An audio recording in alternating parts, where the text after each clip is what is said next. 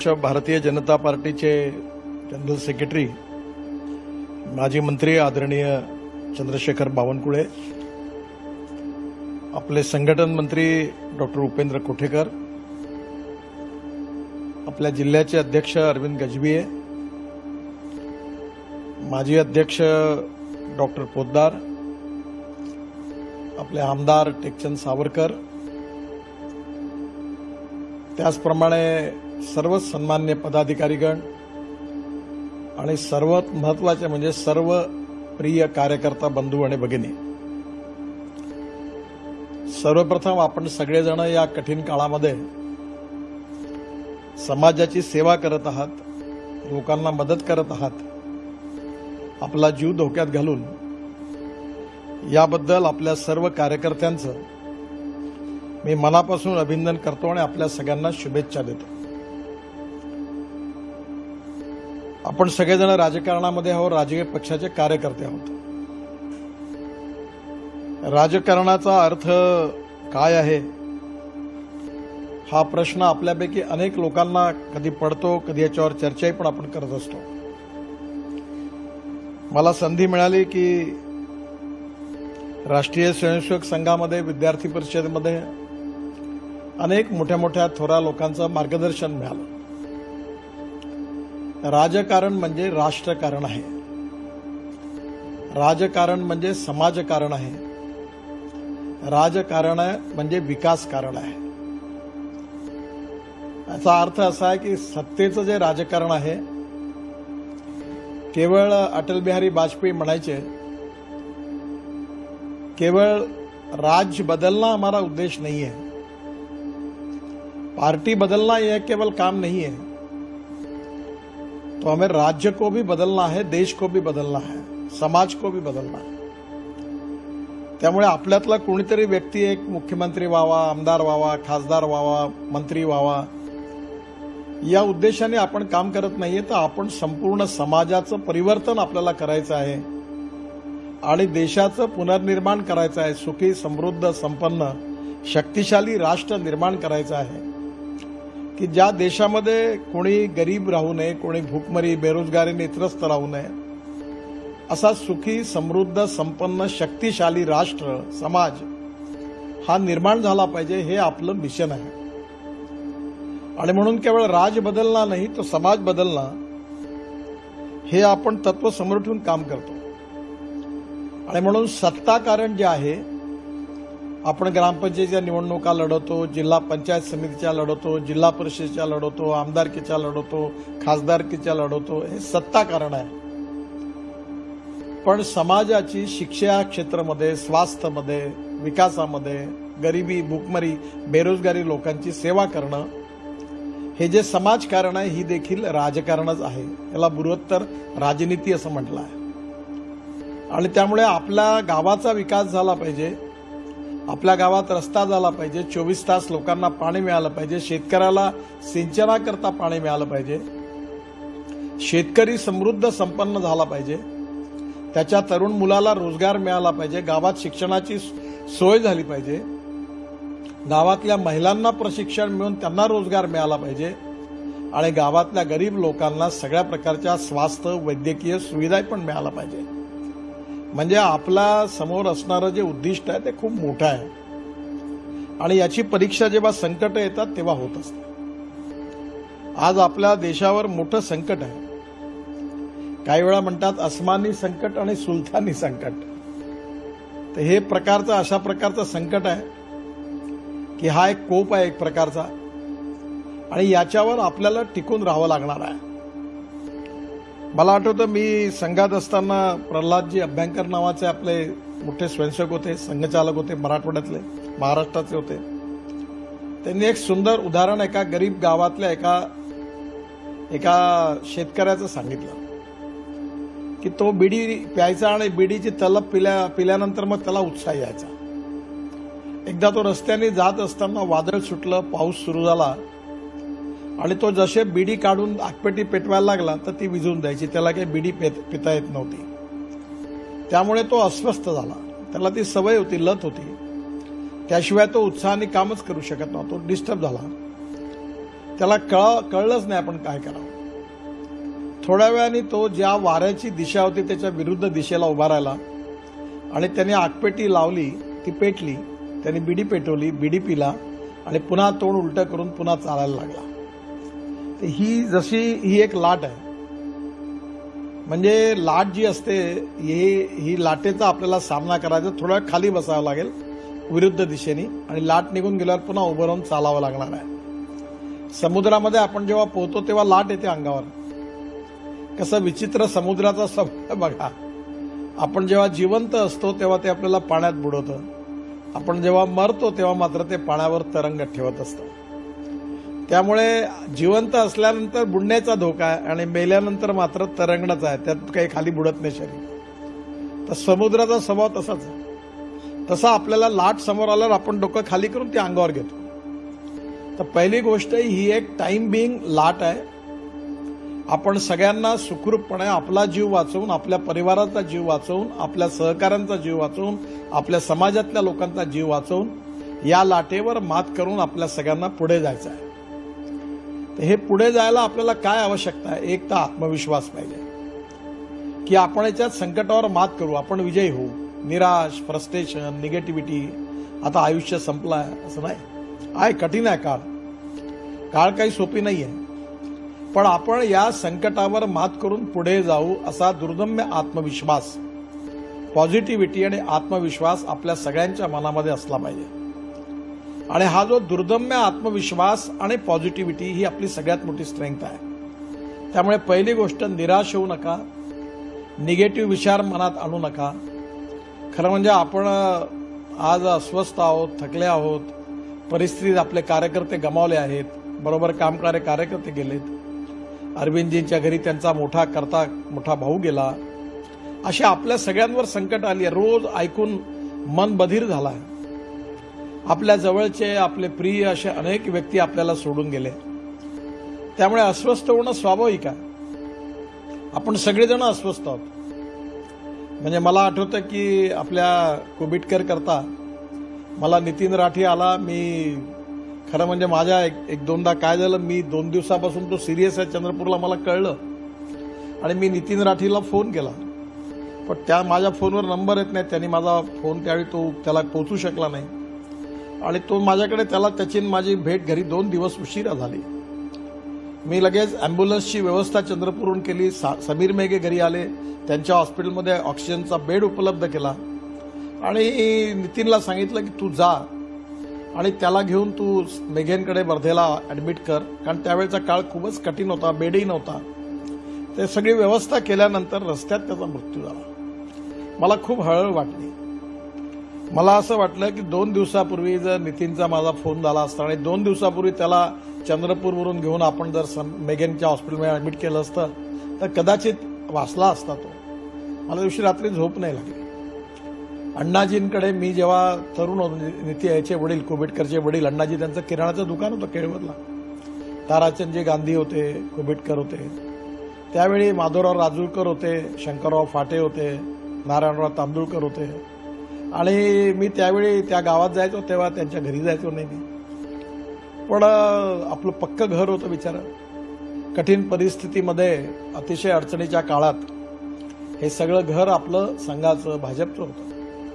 आणि त्यांचा मुलगा आणि त्याचा मृत्यू व्हावा, आपण त्याचे प्राण वाचवू शकलो नाही याची मला खूप दुःख झालं, अस्वस्थता निर्माण झाली.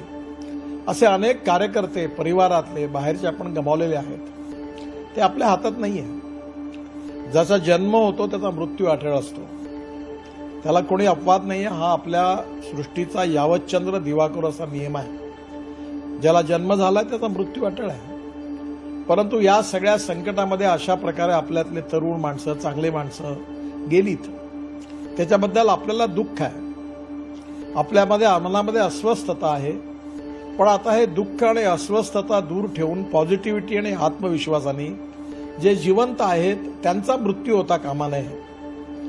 आणि आपण देखील आपली काळजी घेऊन लोकांची सेवा करून आता आपण कोणाचा मृत्यू होऊ देणार नाही. आपली पण काळजी घेऊ, आपणही सुखरूप राहू, आपल्या परिवाराला सुखरूप ठेवू आणि आपल्या गावातल्या, आपल्या समाजातल्या लोकांनाही आपण सुखरूप ठेवू. असा निर्धार करून पॉझिटिव्हिटी आणि आत्मविश्वासाने आपल्या सगळ्यांना हे सेवेचं जे काम आहे हे करायचं आहे.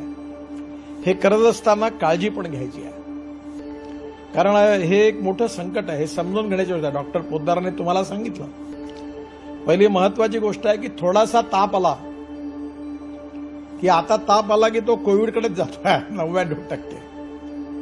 एक सुधीर देऊळगावकरनी त्यांच्याकडे एक छोटी डब्बी किट तयार केली आहे. ते कोणतं पॅरासिटामॉल आणि काहीतरी ते सगळ्या 5-7 गोळ्या वगैरे आहेत त्याच्यात. त्या डॉक्टर देशपांडे जे आहेत आपले रामनगर, त्यांनी ते सर्टिफाय केली आहे. मी ते किट वाटली खूप लोकांना, त्यांनी पण वाटली आहे. खूप चांगला परिणाम आहे. माझी बावनकुळे साहेबांना विनंती आहे की सुधीरला सांगितलं तर तो स्वस्तात पण देईल. त्यांनी मला तर अजूनपर्यंत पैशाचं बिल नाही पाठवलं, पण त्याला सांगा आणि तुम्ही प्रत्येक शाखेमध्ये 100 किट पोहोचवून द्या. आणि गावात ज्याला असं वाटलं की ताप आला आहे, काही गडबड सुरू आहे, त्याला लगेच तेवढे औषधं, ते लिहिलेला कागद घेऊन ते औषध त्याला द्या. हे जे पोद्दारांनी सांगितलं की ताबडतोब उपचार न झाल्यामुळे, डॉक्टरकडे उशिरा गेल्यामुळे आपल्या अनेक लोकांचे प्राण गेलेत. तर ही छोटीशी किट आहे, एवढूसा डब्बी आहे ती. तर ती आज ताबडतोब अरेंज करा आणि आपल्या खेड्यापाड्यातल्या प्रत्येक गावात आपल्या शाखेत त्याला समजावून सांगा. त्याच्यावर एक कागद लिहिला आहे, ही औषधं कशी घ्यायची, आणि ते परिणामकारक आहे. अनेक लोकांचे प्राण त्याच्यामुळे वाचलेले आहेत. पहिली गोष्ट, ही किट आपण ग्रामीण भागात सर्वदूर पोहोचवली पाहिजे. दुसरी गोष्ट, एवढ्या उपरही जर ताप आला तर त्याचं निदान करण्याकरता त्याची टेस्ट होते. आता ते टेस्ट करता मोठी लाईनी लागल्या होत्या, म्हणून आपण आता मोठी एक लॅबोरेटरी आणली आहे ट्रेलरवर, सुरेश भट सभागृहामध्ये आहे. तर तुमच्या गावातले, तुमच्या खेड्यातले जे असे सॅम्पल्स असतील ते जर घेऊन तुम्ही इथे आले तर इथे टेस्टिंगची व्यवस्था केलेली आहे. जेवढे असतील तेवढे सॅम्पल घेऊन या. 12 तासाच्या आत ते रिपोर्ट द्यायचा प्रयत्न करत आहेत. तुमच्या टेलिफोनवर ताबडतोब SMS येईल आणि रिपोर्ट तुम्हाला मिळेल. तेव्हा अशी ज्यांची लोक आहेत त्याची टेस्टिंग करण्याकरता मेडिकल कॉलेज, मेयो, एम्स 10 ठिकाणी व्यवस्था आहे, पण तिथे प्रेशर आहे. ही सुरेश भट सभागृहाच्या मागच्या भागाला उभी आहे. आपल्या सर्व गावागावात ज्याला कोणाला झालं त्याचं त्या तिथल्या तालुका हॉस्पिटलमधून त्याचं ते सॅम्पल घेण्याची व्यवस्था करणं आणि ते इथे आणणं आणि त्याचं टेस्टिंग करणं, हे काम जे आहे हे करून आयडेंटिफाय केलं पाहिजे. दुसरी महत्वाची गोष्ट अशी आहे की त्या टेस्टिंगमध्ये जर कोविड निघालं आणि तुम्हाला सगळ्यात पहिले त्याचं सिटी स्कॅन करतात.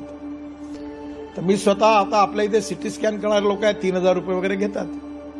पण आता इथे तुकडोजी महाराज कॅन्सर हॉस्पिटल आहे मेडिकल कॉलेजच्या जवळ, तिथे मी जवळपास 49 कोटी रुपये भारत सरकारकडनं दिले आणि 18 ते 20 कोटी रुपये मी त्यांना CSR म्हणून दिलं. मोठं कॅन्सर हॉस्पिटल उभं होतं.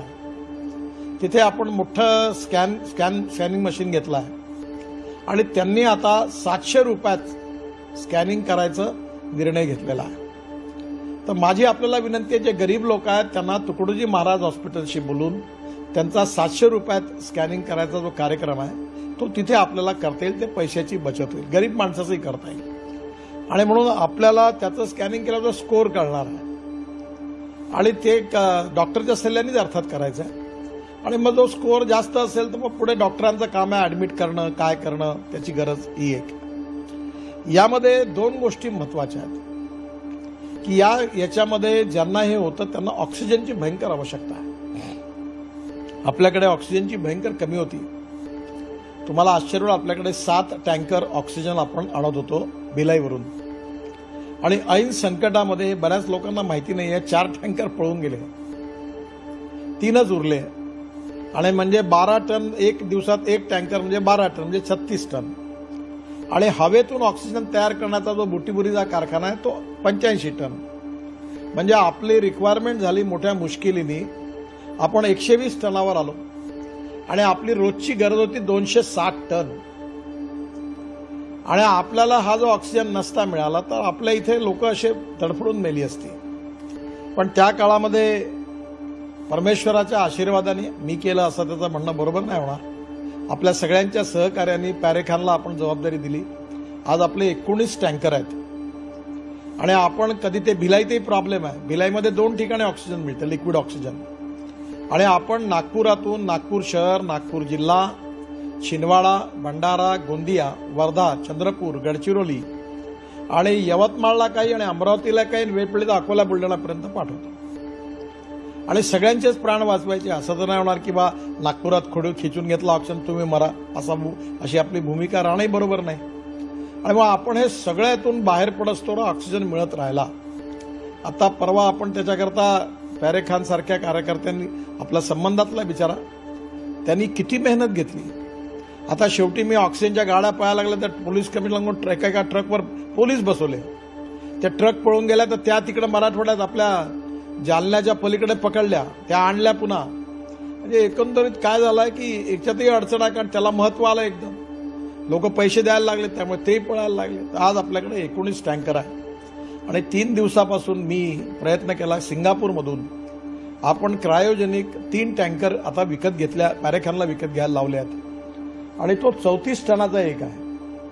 आणि ते एअरफोर्सच्या स्पेशल फ्लाईटनी सिंगापूरवरून आपण विशाखापट्टणमला आणून विदर्भाकरताच 3 वापरू. जर पुढे लाट आली तर आपल्याला ऑक्सिजनची कमी होणार नाही याची आपण काळजी घेण्याकरता ते आणायचा प्रयत्न करतोय. पण मधल्या काळामध्ये आपण काय केलं की हवेतून ऑक्सिजन तयार करणारे प्लांट आपण कसे उभे करता येईल याचा प्रयत्न केला. त्याची फारच वाईट स्थिती होती. आपल्या सगळ्या हॉस्पिटलमध्ये ऑक्सिजन नाही, त्यामुळे प्रश्न नाही. आपल्या इथे कलेक्टर आणि कमिशनरनी भूमिका घेतली की ऑक्सिजन नाही आहे तर ऍडमिट नाही करायचं, बेड वाढवून नाही द्यायचे, परवानगी नाही द्यायची. मग लोकांनी जायचं कुठे, रस्त्यावर तडफडून मरायचं का? आणि अशी विचित्र अवस्था त्यातली अजूनही ते परवानगी द्यायला सगळ्या ठिकाणी अडचण, कारण ऑक्सिजन नाही.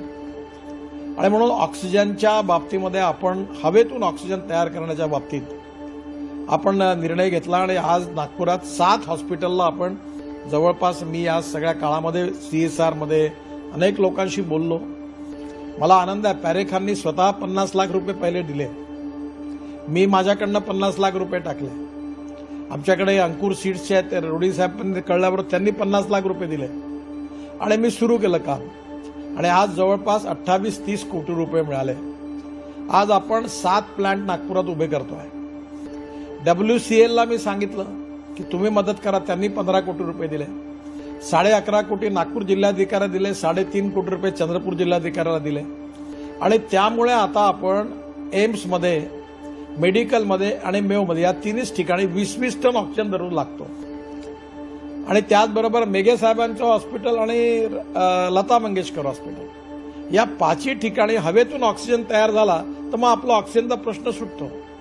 आणि म्हणून मी कलेक्टरला सांगितलं की या सगळ्यांना प्लांट टाकायला सांगा. आणि आज WCLने जे 11 कोटी रुपये दिले त्यातून 20-20 टन हवेतून ऑक्सिजन तयार करणं, याचे plant 1000 bed medical, 1000 bed Mayo आणि 1000 बेड एम्स अशी व्यवस्था आपण करायला आज पैसे दिले. त्याच्या ऑर्डर जाऊन आता हे प्लांट जास्तीत जास्त महिन्याच्या आत उभे होतील, म्हणजे ऑक्सिजनचा प्रश्न सुटेल.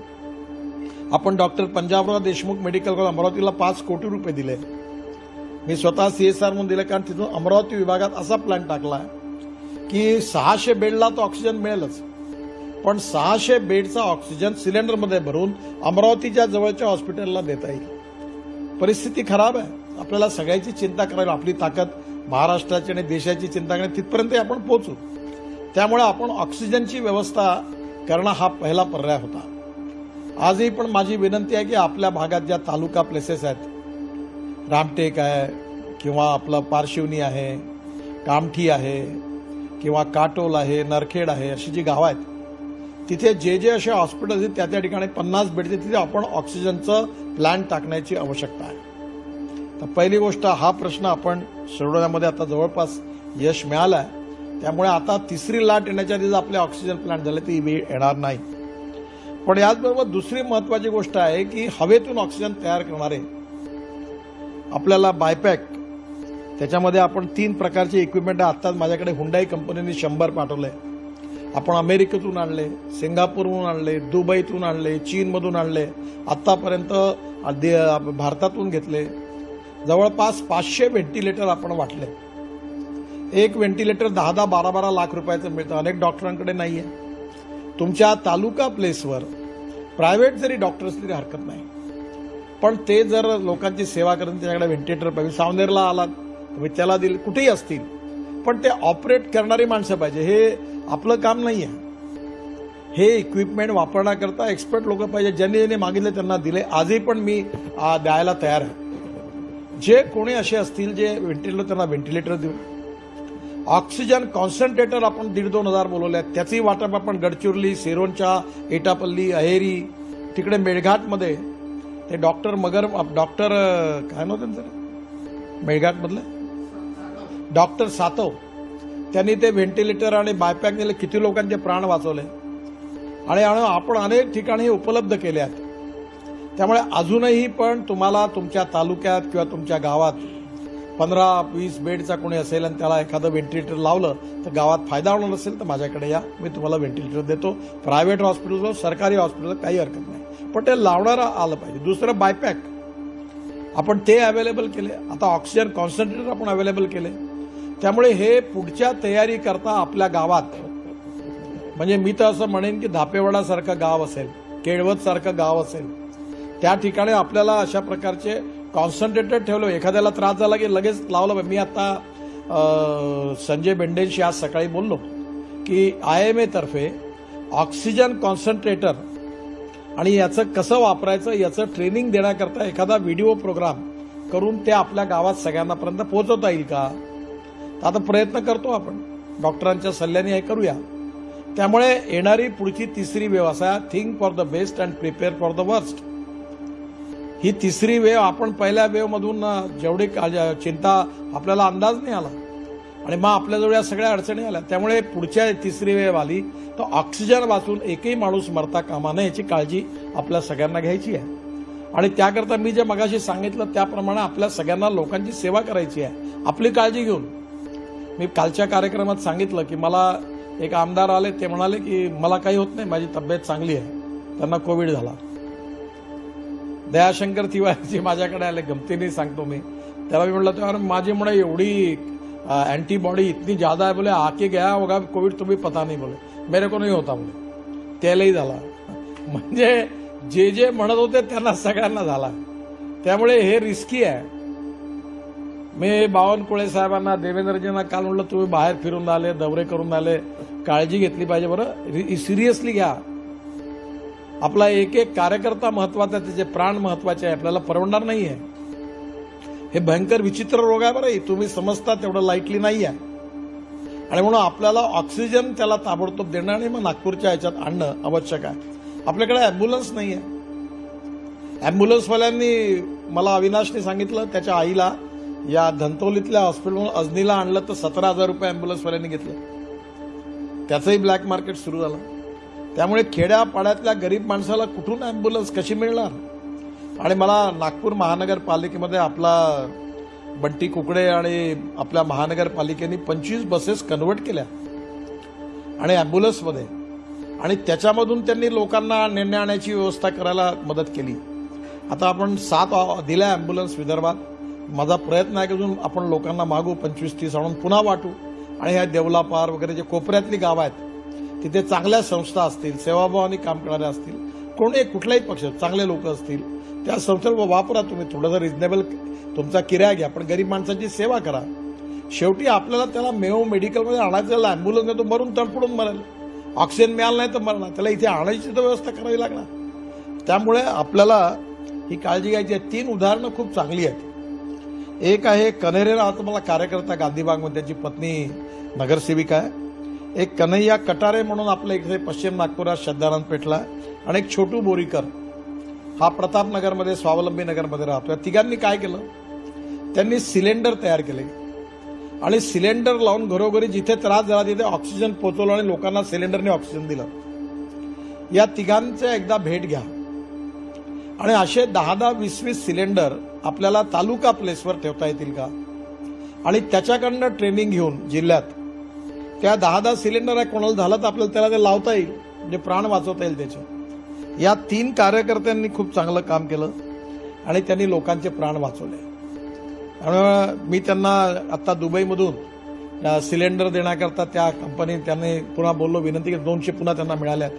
मी त्या कन्हेरेला आता एक अँब्युलन्स पण दिली आहे. तर याच्यातून या छोट्या छोट्या प्रश्नामधून आपण लोकांचे प्रश्न सोडवणार आहे. यात सगळ्यात महत्वाचा मुद्दा आहे की ब्लड डोनेशन, ब्लडची कमी आहे.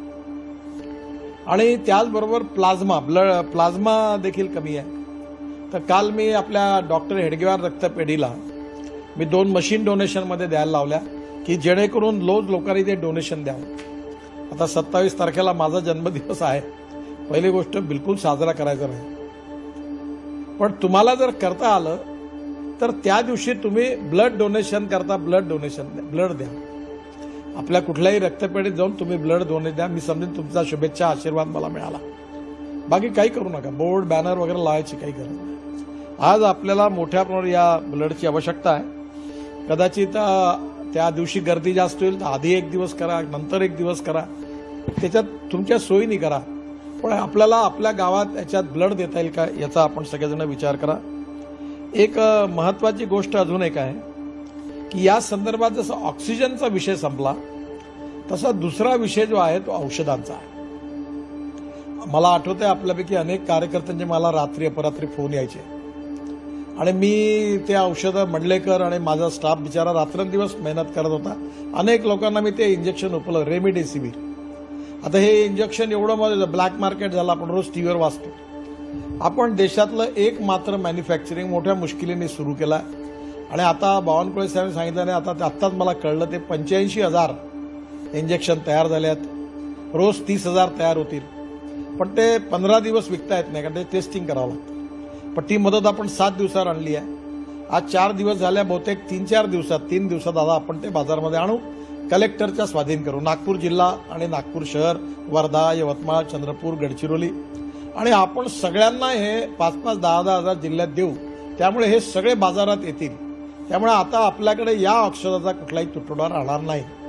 हा प्रश्न म्हणून मग बाकीच्या नंतर मग पुण्यात असतील, नाशिकमध्ये असतील, महाराष्ट्रात जिथे गरज तिथे पाठवू. त्यांचेही आपल्याला प्राण वाचवायचे आहेत. ही पण व्यवस्था आपण केलेली आहे. यामध्ये माझी आपल्याला विनंती आहे की हे जे ऑक्सिजन कॉन्सन्ट्रेटर बायपॅक याच्याकरता अजून माझ्याकडे आहेत, पण तुम्हाला हे कुठे कुठे पाहिजे त्याचं हे असं नाही आहे की भाजपच्या कार्यालयात लावला आला का घे रे ऑक्सिजन, कुठं जास्त गेला कोणी मेला तर भानगड होईल. हे डॉक्टर किंवा नर्स किंवा मेडिकल पॅरामेडिकलच्या सल्ल्याने हे आपल्याला देता येईल. त्यामुळे संस्थेला देण्यात मतलब नाही, दवाखान्याला देता येईल. समजा कळमेश्वरमध्ये डॉक्टरांच्या विरोधातून 10 हॉस्पिटल असतील तर मी 10 हॉस्पिटल 2-2 प्रत्येकाला देतो. एखाद्या हॉस्पिटलला 20 बेड असेल त्यांना मी व्हेंटिलेटर द्यायला तयार आहे. त्यामुळे छोट्या छोट्या गावात केळवद असेल, सावनेर असेल किंवा अजून आपल्या पारशिवनी असेल, रामटेक असेल, देवलापार असेल, मौदा असेल, कामठी असेल, कुही असेल, मांढळ असेल किंवा आपलं भिवापूर असेल, अशा छोटी गावं जी आहेत तिथे काही चांगले डॉक्टर असतील तर नावं काढा, मी त्यांना द्यायला तयार आहे. विदर्भातल्या पुरती तरी मी प्रयत्न करतोय की आपल्या सगळ्यांना तिथे आपल्याला लोकांचे प्राण वाचवता येतील. एक महत्वाचा मुद्दा असा आहे की तुम्हाला याची कल्पना आहे का की ज्याला कोविड होऊन गेला त्याला याच्यावर साईड इफेक्ट्स आहेत. आज माझ्याकडे डॉक्टर मदन कापरे म्हणून जागतिक दर्जाचे डॉक्टर आले, त्याचे डोळे गेले 10 लोकांचे. लंग्सला हे झाला, इन्फेक्शन झालेलं आहे. त्यामुळे कोविड गेल्यानंतरही 15-20 दिवस काळजी घ्यायची आणि असे जे लोक आहेत कोणाचे डोळे गेले त्यांनाही मदत केली पाहिजे. मी आता एका डोळे गेलेल्या लोक वाचवायचे असतील तर 70,000 रुपयाचे औषध लागतात. 10 लोकांच्या औषधाची व्यवस्था केली. त्यातले जे गरीब आहेत त्यांना काही ते त्या मदत करायची गरज आहे. त्यामुळे कोणाचे डोळे चालले आहेत, कोणाच्या लंग्स आहेत, तुम्हाला लंग्स आपले ते ट्रान्सप्लांट होत नाही, त्याच्याकरता भयंकर संकट आहे. जे कोविडमध्ये त्यांना लंग्समध्ये प्रॉब्लेम आहे. त्यामुळे आपल्याला साईड इफेक्ट्स होतील. त्यामुळे 15 दिवस 20 महिनाभर काळजी घ्यायची आहे आणि याकरता साईड इफेक्ट होऊ नये याच्याकरताही काळजी घ्यायची. याचेही दुष्परिणाम आहे. माझी तुम्हाला विनंती आहे, मी काही तज्ज्ञ नाही आहे, पण माझी चेहरा बघा तुम्ही. आज गेल्या 6 महिने तुम्हाला भेटले असाल. आजचा माझा चेहरा, आता मला थकवा नाही येत, मी जिना धावत चढतो, माझी एनर्जी वाढलेली आहे. याचं कारण मी रोज, मला एका समीर बेगेंनी एका डॉक्टरला माझ्याकडे आणलं आणि मी ते प्राणायाम करतो वेगळ्या प्रकारचे. त्याच्यावर करोडो लोक जगात गेलं ते, आणि ते प्राणायाम जे झालं त्याच्यामुळे मला रोज इतका चांगला फायदा आहे की कोविडच्या नंतर आणि कोविडच्या आधी तुम्ही जर हा प्राणायाम 1 तास रोज केला तर मी तुम्हाला सांगतो तुमचा खूप फायदा. माझा फायदा झाला म्हणून सांगतोय. माझी तुम्हाला हात जोडून विनंती आहे की पहिले स्वतःच्या तब्येतीची काळजी घ्या, पहिले स्वतःच्या परिवाराची काळजी घ्या. घरी नियमितपणे हे सगळं करा आणि मग आपल्या समाजातल्या लोकांची काळजी घ्या आणि हे करत असताना आपल्याला कुठे कोविड होणार नाही याची काळजी घ्या. तर माझी आपल्याला पहिली विनंती आहे की एक तर या संदर्भात आपण जर आजकाल व्हिडिओ आहे, मी व्हिडिओ आणि याच्याशी एवढा फॅमिलियर नव्हतो, पण मी गेल्या या वर्षभरामध्ये 950 व्हिडिओ कॉन्फरन्स घेतल्या. मला कल्पना नव्हती. माझे 1,20,00,000 फॉलोअर झाले. आता मला 3-4 लाख रुपये महिना मिळणं सुरू झालं. मी उशिरा केलं सुरू, नाही तर आतापर्यंत 2-4 कोटी मिळाले असते. तर हे जगात गेले तो ऍडव्हर्टाइजमेंट त्याच्यातून रेव्हेन्यू मिळतो. तो जो पैसा मिळाला मी तो सगळ्या दयाशंकर तिवारींना महापौर निधीत देऊन टाकला.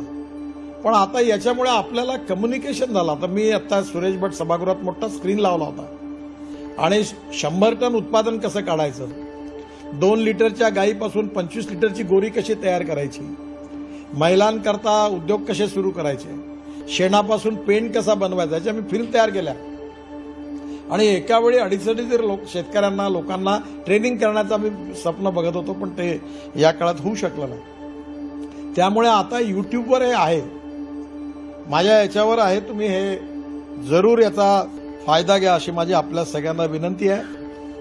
एक विशेषतः सिलेंडरची कमी आहे काही ठिकाणी. आता सिलेंडर मिळालेले नाही आहेत हॉस्पिटलमध्ये. तर आपल्याला अजून आता महानगरपालिकेने 700-800 सिलेंडर आणले. मी 300 सिलेंडर घेतले. आपण ब्रह्मपूर, नागबीड इकडे तिकडे, पण एकदा काळजी घ्या. पुढे संकट येणार आहे. येणारं संकट यापेक्षा गंभीर राहणार आहे.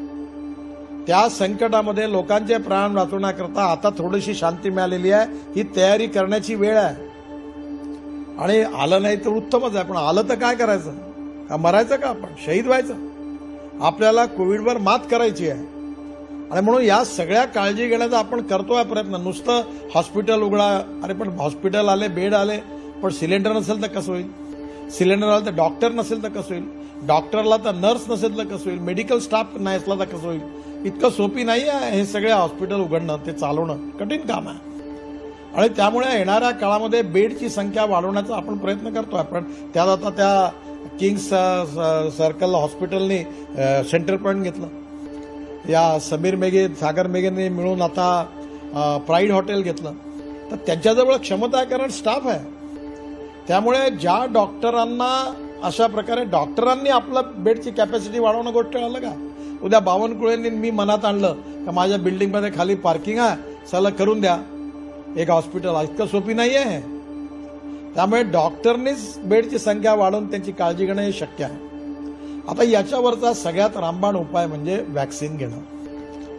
आता परवा काल देवेंद्रजींनी फार चांगलं सांगितलं व्हॅक्सिन. अडचणी आहेत. मी एवढंच तुम्हाला सांगतो की 2-4-5 दिवसात व्हॅक्सिन मोठ्या प्रमाणात उपलब्ध होईल. पण हे व्हॅक्सिन देण्याकरता मुंबई महानगरपालिकेने काय केलं? पार्किंगमध्ये व्यवस्था केली. मग मी महानगरपालिकेला सूचना केली. त्यांनी सुरेश भट सभागृहात 1200 गाड्यांचं पार्किंग आहे, तिथे खाली त्यांनी व्यवस्था केली. आता पाण्याची बाटली द्या, व्हॅक्सिन द्या. मोठे मोठे मॉल आहे, तो टाटाचा मॉल आहे मेडिकल चौकात, इकडे बिग बाजारचा आहे, त्याच्या खालच्या पार्किंगमध्ये गरीब लोक, आपला म्हातारे लोक आपल्या गाडीत बसून येतील, उतरणार पण नाही. त्यांना प्यायला पाण्याची बाटली मिळेल, त्यांना आपण व्हॅक्सिन देऊ. आता कोराडीमध्ये मोठ्या प्रकारे व्यवस्था आहे, तिथे अशा प्रकारे व्यवस्था करून आसपासच्या खेड्यातल्या लोकांना आणून करता येईल. आणि तुम्हाला आता जसं पोलिंग सेंटरवर आपण मतदानाच्या दिवशी जातो ना, मतदान झालं का, मतदान झालं का, मतदान झालं का, तसं तुम्हाला तुमच्या गावात, तुमच्या क्षेत्रात घरोघरी जाऊन प्रत्येकाला व्हॅक्सिन करता त्याच्याकडे नेण्याची जबाबदारी आहे. आता माझ्याकडेच काम करणारी बाई म्हणे व्हॅक्सिन घेतलं तर मरते म्हणे माणूस. तीच घ्यायला तयार नव्हती. या अशा अज्ञान आहे, अशिक्षितपणा आहे. कोणी म्हणते काढा पिऊन घ्या, तर प्यायचं तर प्या, पण काढ्याने नाही होणार. याच्यावर इस्रायलच्या देशाने व्हॅक्सिनमुळे आता त्यांच्याकडे एकही कोविडवाला नाही आहे. काल मी याच्यात पाहिलं बार्सेलोनाचं, त्यांनी हॉटेल, रेस्टॉरंट, मॉल उघडले, नाचले लोक रस्त्यावर, ते कोरोना मुक्त झाले. आणि म्हणून कोरोनामधून मुक्त व्हायचं असेल तर 100% व्हॅक्सिनेशन केलं पाहिजे. पहिली गोष्ट, तुम्हाला माझा प्रश्न आहे की आता वयाची अट होती मध्ये, ते चालू आहे सगळं, पण तुमच्यापैकी ज्यांनी व्हॅक्सिन नसेल घेतलं ते पहिले घ्या. काय झालं, आपण नेता असल्यामुळे आपल्याला मार्गदर्शनाची सवय झाली आहे. पहिले आपण व्हॅक्सिन घ्या, आपल्या घरातल्या परिवारातल्या लोकांना द्या, आणि आपण पहिले आता व्हॅक्सिन घेतलं पाहिजे. आणि हे कॅम्पेन आपल्या गावात आपल्या जर पंचायत समिती सदस्य असेल त्याची जबाबदारी आहे की पूर्ण पंचायत समिती क्षेत्रातल्या लोकांचं वॅक्सिनेशन झालं पाहिजे. ग्रामपंचायतचे सदस्य जेवढ्या वार्डाच्या आपल्या वार्डातला एकही माणूस राहिला नाही पाहिजे. घरोघरी जाऊन त्याला काढा, वॅक्सिनला घेऊन जा. आणि आपलं 100% वॅक्सिनेशन झाल्यानंतर आपण या प्रॉब्लेमची ग्रॅव्हिटी एकदम कमी होईल. आता लहान मुलांच्या बाबतीत एक नवीन औषध निघणार आहे DRDA तर्फे. आज पेपरला आलाय. ते 2-3 दिवसात उपलब्ध होईल. सगळ्या गावातल्या मुलांना शाळेत जाऊन ते द्यायची कदाचित आता काहीतरी योजना बनेल. त्या सगळ्यांना देऊन त्यांचे प्राण आपल्याला वाचवायचे आहेत. म्हणजे येणाऱ्या काळामध्ये आपल्याला या सगळ्या पॉझिटिव्ह सेवेच्या स्वास्थ्यविषयक कोविडपासून वाचण्याकरता ज्या उपाययोजना आहेत त्याच्यामध्ये आपल्याला एक सामाजिक कार्यकर्ता म्हणून समाजकारण करायचं आहे आणि त्याची जबाबदारी प्रत्येकामध्ये आहे. जर उद्या समजा मौद्या तालुक्यात वॅक्सिन घेतल्याने एखादा मेला तर आपण म्हणू आपल्या आमदारात त्यांनी का नाही काळजी घेतली. जर कोराडीत कोणाला काही झालं मेला उद्या तर उद्या बावनकुळेंचं गाव असताना त्यांनी काळजी नाही घेतली का? आता माझ्या बिल्डिंगमध्ये उद्या कोणी एखादा मेला तर गडकरी साहेब एवढं राहतात एवढं त्यांना कळत नाही का? आपल्या बिल्डिंगमधल्या सगळ्यांचं नाही करून घेतलं का त्यांनी? आणि म्हणून येणाऱ्या काळात वॅक्सिनचा कार्यक्रम करण्यामध्ये आपल्या सर्व कार्यकर्त्यांनी इनिशिएटिव्हनी काम करायचं आहे. याचे सेंटर्स उघडतील. आणि मी तुम्हाला एक गोष्ट सांगतो की लोकांची सेवा करत असताना यावेळी लोक आपल्याकडे बघतात. असं आहे, राजकारणात असल्यामुळे आपण काही साधू संन्यासी नाही आहोत. आपल्याला श्रेय मिळालं पाहिजे, आपला फोटो आला पाहिजे वगैरे सगळं ठीक आहे. पण मी तुम्हाला माझा अनुभव सांगतो. मी कित्येक डॉक्टरांना व्हेंटिलेटर दिले, बायपॅक दिले, मदत केली. आता कोणी माझ्या मागे लागला तर मी त्याचा फोटो काढला असेल पण मी नाही केला. अँब्युलन्सचा एक 7 अँब्युलन्स वाटल्या मी टाळतो. पण मी जरी टाळलं तरी लोकांना कळलं नाही का? कळलं. आणि त्यामुळे सर्व प्रकारच्या लोकांच्या मनात सद्भावना तयार झाली की नाही बाई यांनी आम्हाला मदत केली. तर ही वेळ अशी आहे की लोकांना झेंडा, दंडा, प्रचार, पब्लिसिटी, क्रेडिट आता लोकांच्या मनात आपल्या मनात हृदयात स्थान नाही निर्माण होणार. आणि आपण भारतीय जनता पार्टी कार्य करतो का? इलेक्शन म्हणजे सर्वस्व आहे का? राजकारण म्हणजे सर्वस्व आहे का? का आपल्या आयुष्यात आपल्याला पद, प्रतिष्ठा, सन्मान, सत्ता ही मिळाली हेच आयुष्याचं अंतिम ध्येय आहे का? आपण काहीतरी वेगळे आहोत. समाजाची सेवा करण्याकरता, गरिबाची सेवा करण्याकरता आपण अंत्योदयाचं बोलतो. आपण शेवटी बेरोजगारांना रोजगार दिला पाहिजे, महिलांना प्रशिक्षण केलं पाहिजे, शेतकऱ्यांचं चित्र बदललं पाहिजे, गावं समृद्ध झाली पाहिजे, संपन्न झाली पाहिजे, शेतकरी कर्जमुक्त झाला पाहिजे, गावातल्या तरुण मुलाच्या हाताला काम मिळालं पाहिजे. हे आपल्या जीवनातले उद्दिष्ट नाही असू शकत का? स्वार्थ कोणाला चुकला? कोणाला नाही चुकला. आपल्या सगळ्यांना, मलाही मुलं बाळा आहे, परिवार आहे, परिस्थिती खराब आहे खूप. तुम्हाला वाटत माझ्याकडे आम्ही 6-6 महिने पगार नाही देऊ शकलो. सगळ्या बँका, सोसायट्यातून पैसे आणून कर्ज काढून कसं तरी सुरू आहे. परिस्थिती सगळ्यांची वाईट आहे. यावेळी कोणीही खुशीत नाही आहे. शेतकरी असेल, शेतमजूर. मी आज सकाळी मोहन मतेने कलार समाजाचं उद्घाटन करायला गेलो. दयाशंकर तिवारी बसले होते तर मी त्या सक्कादऱ्याच्या पुलावरून वळलो तर खाली पाहिलं तर तिथे लोक बसली होती, भिकारी. मी म्हटलं अरे यांचं जेवण कोण करतं, यांना खायला कोण देतं, यांना कुठेतरी नेऊन त्याची व्यवस्था केली पाहिजे.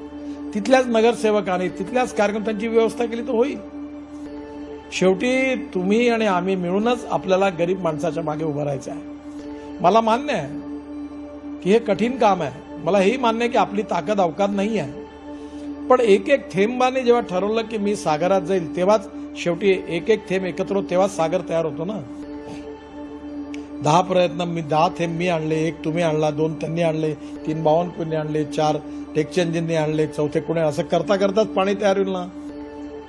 आणि त्यामुळे आपल्या सगळ्यांना, आपल्याला स्वतःला, परिवाराला सांभाळून, आपल्या घराला सांभाळून मग आपल्याला गावाची, आपल्या जिल्ह्याची, आपल्या तालुक्याची, आपल्या परिवारातल्या मित्रमंडळींची सेवा करायची आहे. त्यांना आत्मविश्वास द्यायचा आहे, त्यांना त्यांचे प्राण वाचवायचे आहे आणि याच्यात सगळ्यांनी काम करायचं आहे.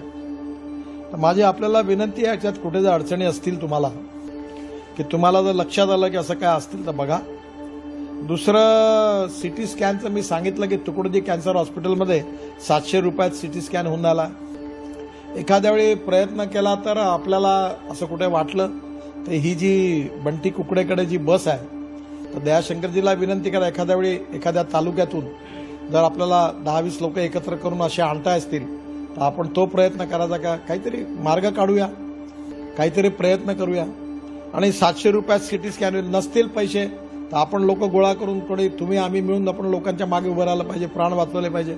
औषधं नसतील तर त्याच्याकरता पैसे दिले पाहिजे. आपल्याला जेवढं शक्य असेल ते करून आपल्याला सगळ्यांच्या मागे उभं राहायचं आहे. हीच आपली कसोटी आहे. आणि यावेळी आपण जे करू, तुम्हाला मी सांगतो काही क्रेडिट घ्यायची गरज नाही आहे. जनता खूप हुशार आहे. आपण यावेळी जी काही निरपेक्ष भावनेने सेवा करू ती सगळी जनता जात पंथ धर्म भाषा सेक्स आणि पार्टी विसरून तुमच्या मागे उभं राहिल्याशिवाय राहणार नाही. असं आहे, परमेश्वराने म्हणतात की चांगलं काम केलं की चांगलं फळ परमेश्वर देतो. तसं चांगलं काम केल्यावर आपल्याला चांगलं फळ आपोआप मिळणार आहे. त्याचं मार्केटिंग करायची गरज नाही आहे. आपण सेवा करतोय फोटो काढून, जिथे नैसर्गिकरित्या जे होत असेल ते होऊ द्या. पण यावेळी सेवा करायची आहे या भावनेतून आपल्या सर्व कार्यकर्ते काम ऑलरेडी करत आहेत.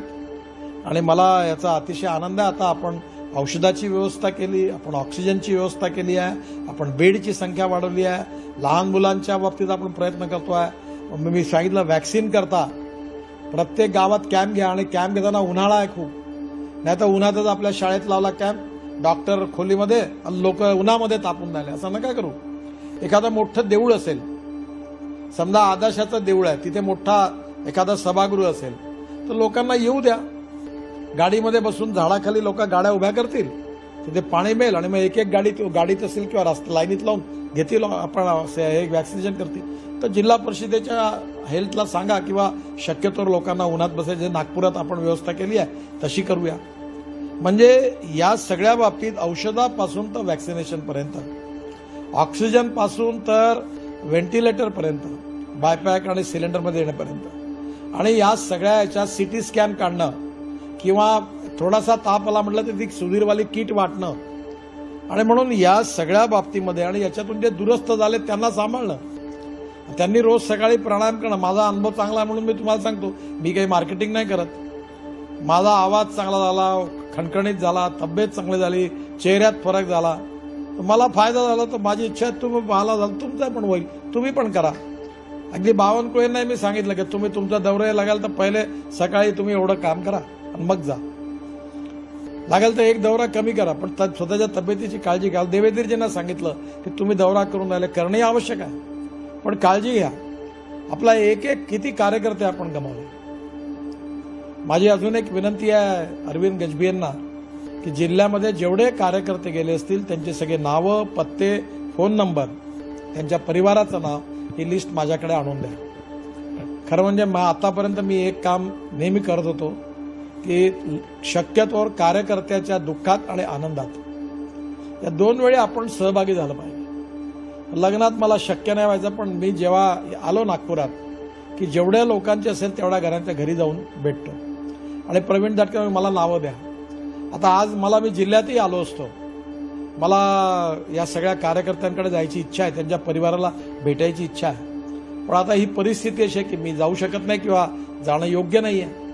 पण निदान मला फोन नंबर तुम्ही दिला, पत्र पाठवेन, मी त्यांच्याशी बोलू शकीन. बावनकुळे असतील, मी असतील, आपले अध्यक्ष अरविंदजी असतील, आमदार असतील, सगळ्यांच्या घरी जा. या परिवाराच्या मागे उभं राहा. ज्यांच्याकडे खायला अन्न नसेल तर तुम्ही काही गोळा करा, नसेल तर बावनकुळे जा, नसेल तर माझ्याकडे या, काही ना काही व्यवस्था करू. पण कोणी आपला उपाशी नाही मेला पाहिजे, कोणी औषधा वाचून नाही मेला पाहिजे. शेवटी आपण जे काम करतो त्याची ताकद काय, त्याची स्ट्रेंथ काय, हीच आहे. आपण एक परिवार आहे असं म्हणतो पक्षाला. मग परिवार म्हणजे काय? माझ्या मुलावर मी जेवढं प्रेम करतो तेवढं कार्यकर्त्यावर करत नसेल तर मग हा पार्टी परिवार आहे म्हणणं ढोंगबाजी होईल. मला मान्य आहे की दुसऱ्याच्या मुलावर पुत्रवत प्रेम करणं असं म्हणणं सोपी आहे पण कठीण आहे. पण तुमच्या मुला इतकं नका, पण आपण थोडं तर प्रेम दाखवलं पाहिजे. आणि म्हणून ही आपली सामाजिक जबाबदारी आहे. आणि या जबाबदारीत आपण या परीक्षेत सगळ्यांनी पास झालं पाहिजे. आणि तुम्ही ऑलरेडी काम करता आहात, त्यामुळे कोविड संपला म्हणजे प्रश्न संपला असं नाही. साईड इफेक्ट्स आहेत, आपण सांभाळलं पाहिजे. ज्याला कोविड झाला त्याला दुसऱ्यांदा झालाय, ज्यांनी वॅक्सिन घेतलं त्याला झालाय, कोणाचे डोळे चाललेत, कोणाच्या लंग्सचं तुम्हाला माहित होतं, मंडलेकरचं किती मोठं प्रकरण झालं. लंग्स गेल्या तर त्याला तिकडे पाठवावं लागलं. त्या लंग्स ट्रान्सप्लांट आपल्या ते करायचं हॉस्पिटल नाही आहे, त्यामुळे प्राण जाऊ शकतात. त्यामुळे माझी आपल्या सगळ्यांना विनंती आहे की याला खूप गंभीरतेने घ्या, सिरियसली घ्या. मी काल बोललो आणि त्याच्यावर काही मीडियावाले उलटं तिलटं छापतात, पण खऱ्या अर्थाने माझी सगळ्यांनाच विनंती आहे की सेवाही करायची आहे, लोकांच्या मागेही उभं राहायचं आहे, कठीण प्रसंगी धीरही पण द्यायचा आहे, आपल्यालाही सांभाळायचं आहे, स्वतःही जगायचं आहे, परिवारालाही जगवायचं आहे आणि गावातल्या सगळ्यांना जगवायचं आहे. केवळ पक्ष म्हणून नाही, जात म्हणून नाही, पंथ म्हणून नाही, धर्म म्हणून नाही, पार्टी म्हणून नाही, तर सगळ्या समाजाच्या मागे आपल्याला उभं राहायचं आहे. सगळा समाज आपला आहे, सगळा देश आपला आहे. जेवढं जास्तीत जास्त आपण लोकांना मदत करू शकू ती करण्याचा प्रयत्न करणं हीच भारतीय जनता पार्टीच्या खऱ्या कार्यकर्त्याची परीक्षा आहे आणि कसोटी आहे. आपण याच्यातून बाहेर निघू, आपण विजयी होऊ, कोविडवरची लढाई पण जिंकू आणि आपण आर्थिक लढाई पण जिंकू. मी सातत्याने आर्थिक लढाईच्या मागे नेहमी असतो की आपले गावं समृद्ध संपन्न कसे झाले पाहिजे, शेतकरी कर्जमुक्त कसा झाला पाहिजे, शेतकऱ्याचं उत्पन्न कसं वाढलं पाहिजे, गावात नवीन रोजगार कसा निर्माण झाला पाहिजे, मदर डेअरी कशी आली पाहिजे गावागावात, शेणापासून पेंट तयार करून रोजगार कसा निर्माण करता येईल, त्या महिलांना आपण पाचगावला गालीचे चांगले विणले त्यांना रोजगार कसा मिळेल. आपण सातत्याने सगळ्यांना आपल्या पायावर उभा राहायचा प्रयत्न करत असतो आणि आपण सगळ्यांनी मिळून जर प्रयत्न केले तरी परिस्थिती बदलायला वेळ नाही लागला. औषधापासून तर ऑक्सिजनपर्यंतचे प्रश्न समस्या गंभीर आहे, कठीण आहेत, काही असंभव आहे, पण असंभव शब्दात इम्पॉसिबल शब्दाचा अर्थ आय एम पॉसिबल. मी दोन गोष्टी नेहमी सांगत असतो. एक रिचर्ड निक्सन अमेरिकेचे राष्ट्रपती होते, त्यांचं मी आत्मचरित्र वाचलं होतं.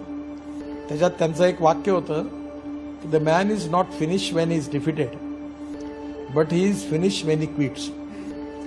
माणूस युद्धात हरल्यानंतर कधी समाप्त होत नाही, तो युद्धभूमीवरून जेव्हा पळून जातो तेव्हा तो समाप्त होतो. तुम्ही बघा, नागपूर जिल्ह्यामध्ये नारायणराव, माधवराव राजूरकर, बळवंतराव, देवराव पाटील खडककार असे किती आपले कार्यकर्ते होते. बिचारे काळी टोपी घालून ते देवराव पाटील, परवा मी त्या जयंतरावशी बोलत होतो, ते देवराव पाटील केवढे निष्ठावान होते हो.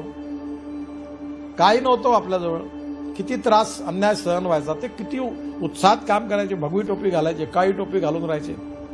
खेड्यापाड्यामध्ये त्यावेळी भगव्या टोप्या घालणारे किती होते. ताराचंद गांधी आता बिचारे आहेत, त्या काळामध्ये विचारा त्यांना सावनेरमध्ये काय स्थिती होती. दादारावपेक्षाही बरेच सिनियर होते ते. किती वाईट परिस्थितीत काम केलं, यश नव्हतं मिळत, अपयश मिळत होतं, लोक अपमान करत होते. पण याच जिल्ह्यामध्ये आपल्या कार्यकर्ते कधी निवडणूक हारलून निराश झाले का, कधी घरी पळसले का, काम करत राहिले. आणि आज पाहता पाहता या जिल्ह्याची जिल्हा परिषद आपण मिळवली, नागपूरची महानगरपालिका मिळवली, आपले खासदार जिंकले, आपले आमदार जिंकले, आपण किती मोठे विजय मिळवले. आज आपण एक प्रमुख विरोधी पक्ष तयार झालो. त्या लोकांनी संघर्ष केला. त्यामुळे तीन गोष्टी शेवटी तुम्हाला सांगतो.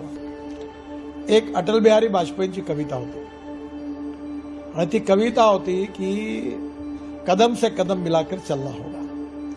आम्हाला सगळ्यांना मिळून चाललं पाहिजे. गटभेद, मनभेद, जातीभेद, संप्रदायभेद, धर्मभेद, पार्टीभेद सगळे विसरून आपल्याला सगळ्यांना मिळून पुढे जायचं आहे. एक, कदम से कदम मिलाकर चलना होगा. दुसरं, परिस्थितीवर मात करण्याकरता प्रयत्न केले पाहिजे. कोशिश करने वालों की कभी हार नहीं होती. म्हणजे ही कविता सुंदर आहे. आणि तिसरी जी कविता आहे ती म्हणजे हम होंगे कामयाब.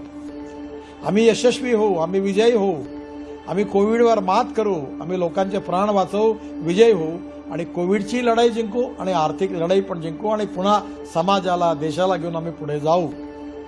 असा आत्मविश्वासाने, पॉझिटिव्हिटीने आपल्या सगळ्यांना काम करायचं आहे. आपल्या सगळ्यांची स्वतःची पहिले काळजी घ्या, मग आपल्या परिवाराची काळजी घ्या. मी नेहमी आता सांगितलं की परवा अरविंद शहापूरकरांनी आम्ही काम करायचो पार्टीचं.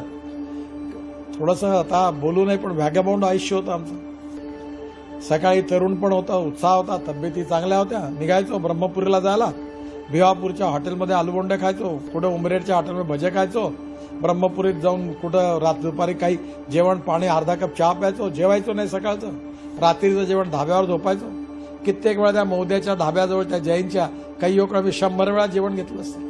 रात्री 1-1, 1:30 वाजता त्याच्यातून तो त्या आपला दाल फ्राय आणि रोटी आणि कांदा किती वेळा. तर मला अजूनही त्या जेवणाची आठवण होते. मला की वाटतं की एक दिवस जाऊन तिथे जेवायला जावं.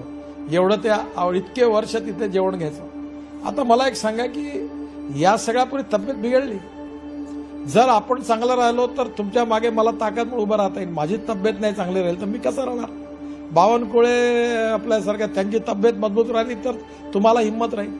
तुमच्यापैकी प्रत्येक जण महत्वाचा आहे।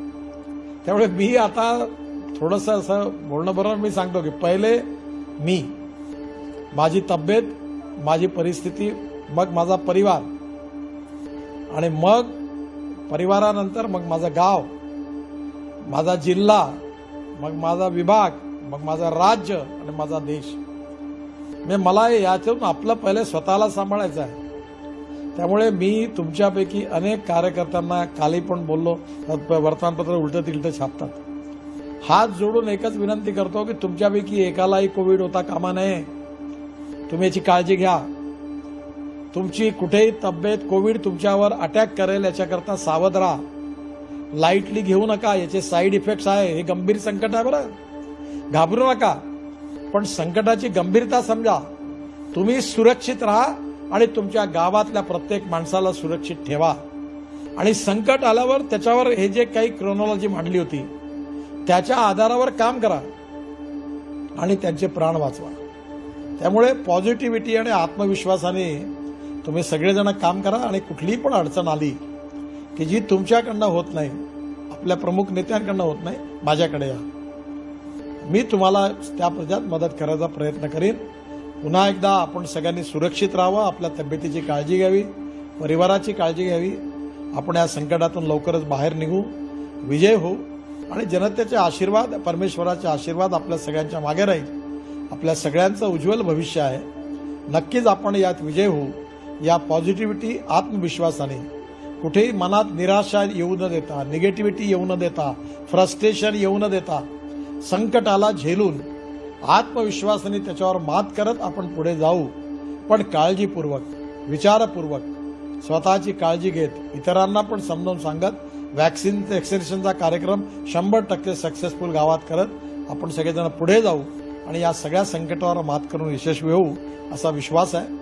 जी गोष्ट तुमच्याकरता अशक्य असेल त्या ठिकाणी माझे दरवाजे घराचे कधी पण अर्ध्या रात्री तुमच्याकरता उघडे आहेत। मला जे जे शक्य होईल ते करण्याचा मी नक्की प्रयत्न करण्याचा प्रयत्न करेन। खूप खूप धन्यवाद, तुम्हाला शुभेच्छा, नमस्कार। धडाकेबाज बातम्या पाहण्यासाठी विदर्भ दूत या चॅनलला सबस्क्राईब करा व बेल आयकॉनवर क्लिक करा।